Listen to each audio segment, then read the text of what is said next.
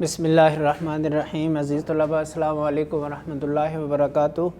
عزیز طلباء، آپ کا آج سبق نمبر 10 ہے، جماعت دہم، مضمون اردو کی غزل جگر مراد آبادی کی غزل کی ہم نے بلند خوانی اور تفہیم کی تھی، اور آج ہم انشاءاللہ اس کے اشعار کی تشریح کریں گے۔ بچوں، آپ نے دیکھا ہوگا کہ نمبر 3 پہ لکھا ہے کہ یہ غزل سہل ممتنع کی مثال ہے۔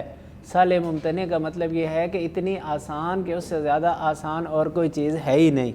اس لیے میں آپ کو مختصر تشریح کا طریقہ بتاتا چلوں گا، آپ ذرا اس کو غور سے سنیے گا۔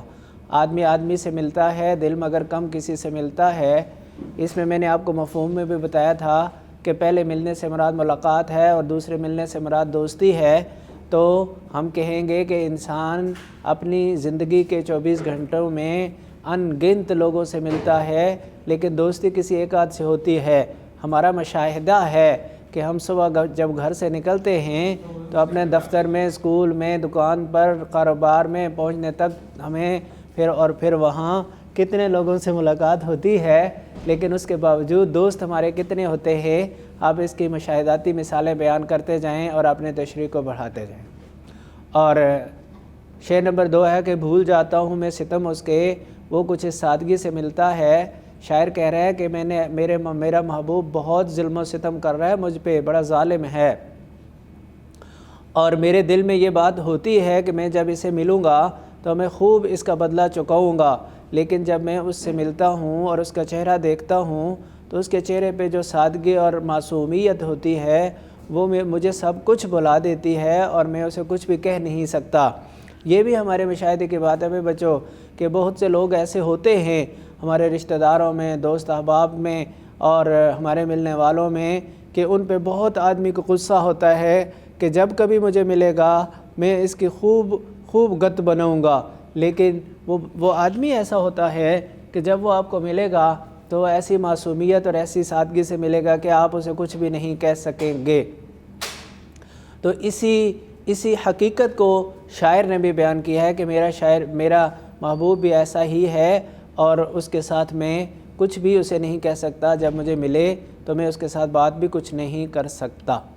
اس کے بعد شعر نمبر 3 ہے کہ آج کیا بات ہے کہ پھولوں کا رنگ تیری ہنسی سے ملتا ہے۔ بھائی بچوں، میں نے آپ کو یہ بات تو بتا دی تھی کہ ہنسی جو پھولوں کے رنگ سے ملے، اس کا مطلب یہ ہوا کہ پھول چونکہ انسان کو آنکھوں کو فرحت بخشنے والے، پھولوں کا رنگ آنکھوں کو فرحت بخشنے والا ہوتا ہے اور دل و دماغ کو تازگی اور بخشنے والا اور خوشنما ہوتا ہے۔ تو اس نے کہا کہ تیری ہنسی بھی آج ایسی ہی ہے، یعنی اگر دیکھا جائے تو آنکھوں کو فرحت بخشتی ہے، اور اگر سوچا جائے تو دل و دماغ کو خوب اچھی معلوم ہوتی ہے، خوبصورتی ظاہری بھی ہے اور باطنی بھی ہے۔ لیکن ایک بات جو میں نے آپ کو بتانی تھی وہ یہ بتانی تھی کہ پھولوں کا رنگ یہ مشبہ بہی ہے اور ہنسی مشبہ ہے۔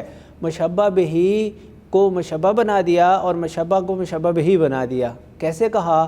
آج کیا بات ہے کہ پھولوں کا رنگ تیری ہنسی سے ملتا ہے، یہ نہیں کہا کہ تیری ہنسی پھولوں کے رنگ سے ملتی ہے، کہنا یوں چاہیے تھا کہ تیری ہنسی پھولوں کے رنگ سے ملتی ہے، اور کہا یہ کہ پھولوں کا رنگ تیری ہنسی سے ملتا ہے۔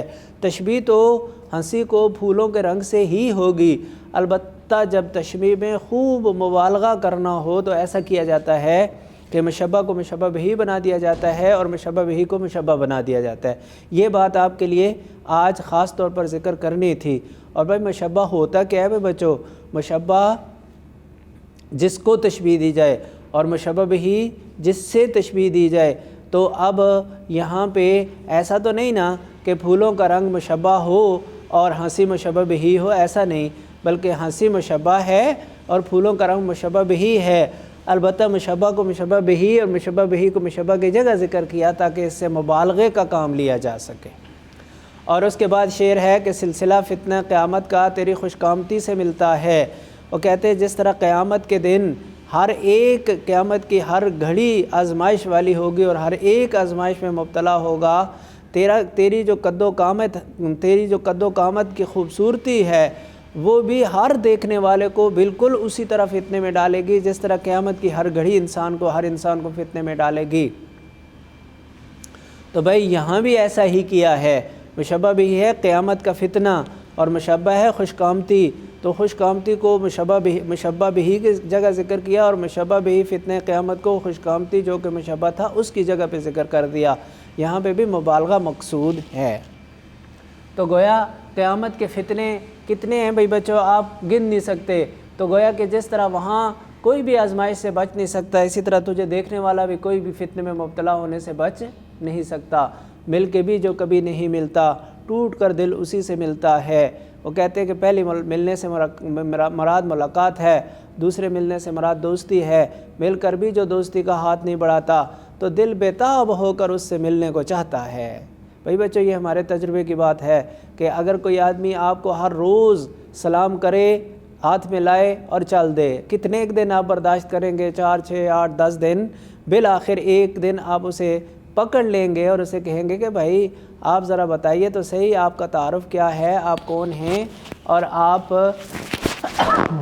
کیسے مجھے ہر روز ملتے ہیں اور پھر چلے جاتے ہیں۔ تو بچوں یہ اسی کو شاعر کہہ رہا ہے کہ جو آدمی ملاقات تو کرے لیکن وہ ملاقات کے ساتھ ساتھ دوستی کا ہاتھ نہ بڑھائے تو دل بےتاب ہو جاتا ہے کہ کسی طرح اس آدمی کے ساتھ ضرور دوستی بڑھائی جائے۔ کاروبارے جہاں سنورتے ہیں ہوش جب بے خودی سے ملتا ہے۔ وہ کہتے ہیں بھئی دنیا کا کام کا بنانا 2 طرح کا ہوتا ہے بھئی بچوں، ایک تو ہوتا ہے کما حق کو ہو بنانا، جس طرح وہ تھا جس طرح اسے ہونا چاہیے تھا اس طرح کرنا، اور ایک ہے کہ بیگار تھی اس کو ٹال دیا کسی طرح سے بھی۔ تو دوسرے والی طرح کا کام تو ہر ایک ہر وقت کر سکتا ہے، لیکن جو پہلی طرح کا کام ہے بھئی بچوں کہ کام کو اس طرح کیا جائے جس طرح کام کرنے کا حق ہے، اس کے لیے کہتے ہیں کہ کاروبارے جہاں سنورتے ہیں، دنیا کے کام اس وقت اس طرح ہوتے ہیں جس طرح ان کا حق تھا، جب ہوش بے خودی سے مل جائے، ہوش والہانہ پن سے مل جائے۔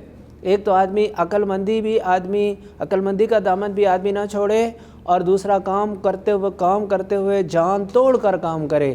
تو یہ جب دو خصوصیتیں 2 صفات ملیں گی تو پھر ہوگا کام۔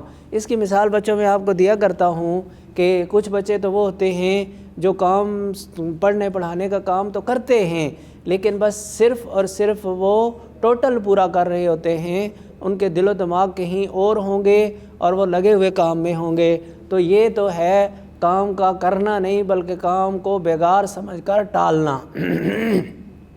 اور ایک ہے کہ کام آپ کر رہے ہیں تو آپ ایک تو دل و جان سے چاہ کر اسے کر رہے ہیں، اس کام کو دل و جان سے چاہ کر رہے ہیں اور اپنے آپ کو جان توڑ کوشش میں ڈال کر رہے ہیں، اور ساتھ ساتھ عقل مندی بھی شامل ہے، تو وہ ہے کام، اور اسی کو اس شعر میں انہوں نے بیان کیا۔ روح کو بھی مزہ محبت کا دل کی ہمسائیگی سے ملتا ہے۔